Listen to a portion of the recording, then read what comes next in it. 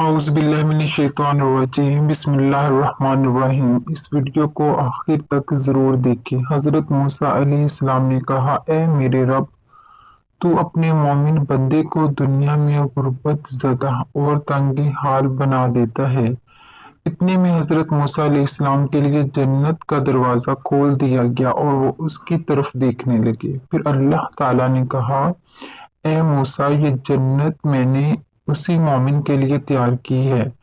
پھر موسیٰ نے کہا، اے میرے رب، تیری عزت کی قسم، تیرے جلال کی قسم، اگر اس مومن کے دونوں ہاتھ اور پاؤں کٹے ہوئے ہوں اور پھر اس کو اس کے یوم ولادت سے روز قیامت تک چہرے کے بل گھسیٹے جاتا رہے اور لیکن اس کا انجام جنت ہوا، تو وہ یوں سمجھے گا کہ اس نے کبھی کوئی تنگی نہیں دیکھی۔ پھر موسیٰ علیہ السلام نے کہا، اے میرے رب، تو نے اپنے کافر بندے کے لیے دنیا میں بڑی وسعت پیدا کی ہے۔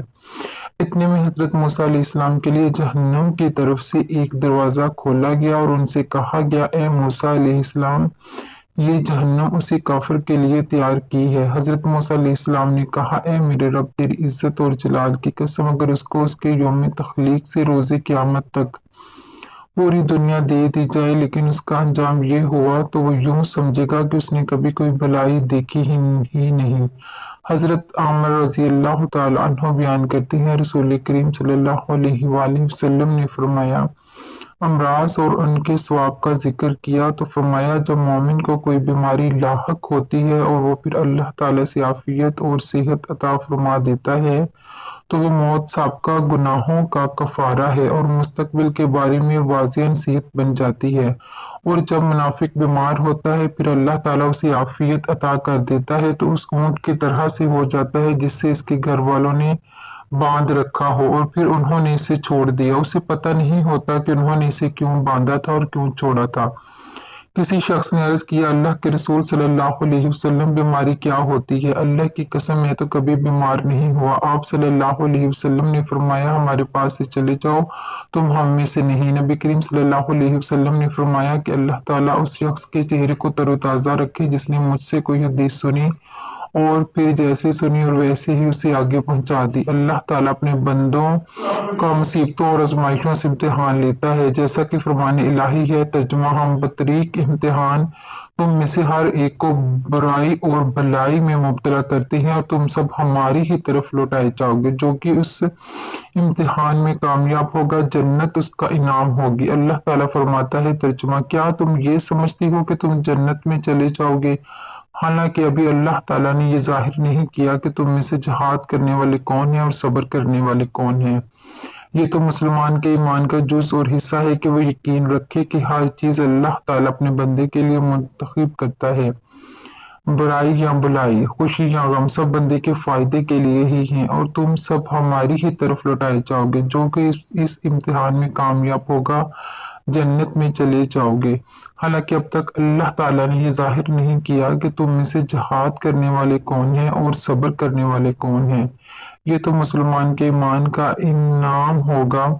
اللہ تعالیٰ فرماتا ہے کہ وہ یقین رکھے کہ ہر چیز جو اللہ تعالیٰ اپنے بندے کے لیے منتخب کرتا ہے، برائی یا بھلائی، خوشی یا غم، سب بندے کے فائدے کے لیے ہی ہیں۔ اللہ کے نبی صلی اللہ علیہ وسلم نے فرمایا، اللہ تعالیٰ مومن کے حق میں کوئی فیصلہ نہیں فرماتا مگر اس کی بھلائی کے لیے، اور یہ اعزاز سوائے مومن کے کسی اور کو حاصل نہیں ہے۔ اس حکمت الہی کو پوری طرح سمجھنا کہ ان ساری مصیبتوں کے پیچھے کیا راز ہے، یہ انسان کی طاقت سے باہر ہے، کیونکہ ہمارا علم فقط ظاہری معاملات کی حد تک محدود ہے۔ صرف اللہ ہی کو علم ہے کہ آخر میں کہ حالات کیسے بدلیں گے اور بندے کو اس سے کیسے فائدہ پہنچے گا۔ بس مصیبتیں جو بظاہر بری لگتی ہیں، ہو سکتا ہے کہ آگے چل کر بہت فائدہ مند ہو۔ قرآن کریم میں اللہ تعالیٰ فرماتا ہے، اللہ تعالیٰ نے ہر انسان کے حق میں اتنی ہی مصیبتیں اور مشکلات لکھی ہیں جتنی اس کی استطاعت اور قوت ہوتی ہے، اور ہر کسی کو ایک ہی مصیبت اور مشکلات سے لکھی ہوتی تو یہ ناانصافی ہوتی، کیونکہ کچھ لوگ دوسروں کی نسبت زیادہ صبر کی طاقت رکھتے ہیں۔ یہ تو اللہ تعالیٰ کا انصاف اور اپنی مخلوق پر مہربانی، شفقت اور رحم دلی ہے، جس کی بدولت اپنے بندوں کو آزماتا ہے اور اسی کے مطابق ان کی نافرمانی کے بدلے میں انہیں سزا بھی دیتا ہے۔